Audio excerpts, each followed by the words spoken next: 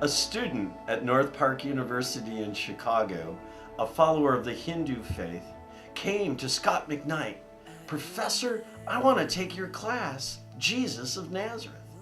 McKnight was surprised by these words, and the young woman continued, "Because Jesus is really interesting, and I want to learn more about Jesus." I love that. We find ourselves in a culture that is attracted to Jesus. And at the very heart, the very core of Jesus' message are the 5th, 6th, and 7th chapters of Matthew's Gospel, a passage of Scripture known as the Sermon on the Mount. And this will be our focus at Crosstown during our summer 2014 series. Jesus speaks with stunning challenge in these 3 chapters. Do not murder. It's never enough, according to God. Jesus tells us instead the attitude of our heart towards others has always been God's design. In the Sermon on the Mount, Jesus speaks with stunning challenge. Love your enemies. Pray for those who persecute you. If someone takes your coat, give them your shirt as well.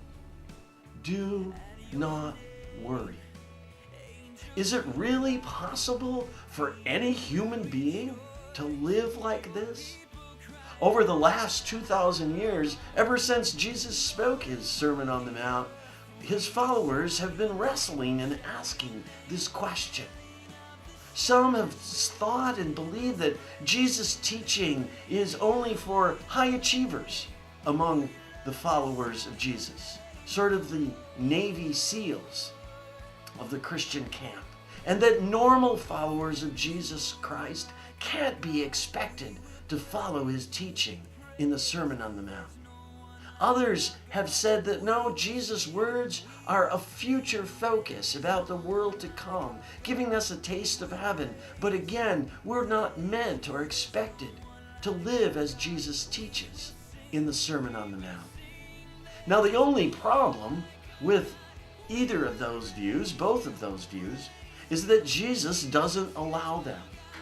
Jesus addresses both perspectives in all of us when he says at the conclusion of the Sermon on the Mount, "Everyone who hears these words of mine and puts them into practice is like a wise person who built their house on the rock.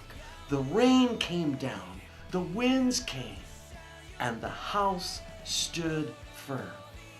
Join us this summer at Crosstown, the summer of 2014, as we both hear Jesus' words, wrestle with them, and seek to live them out in these wonderful days in which Jesus calls us to follow him.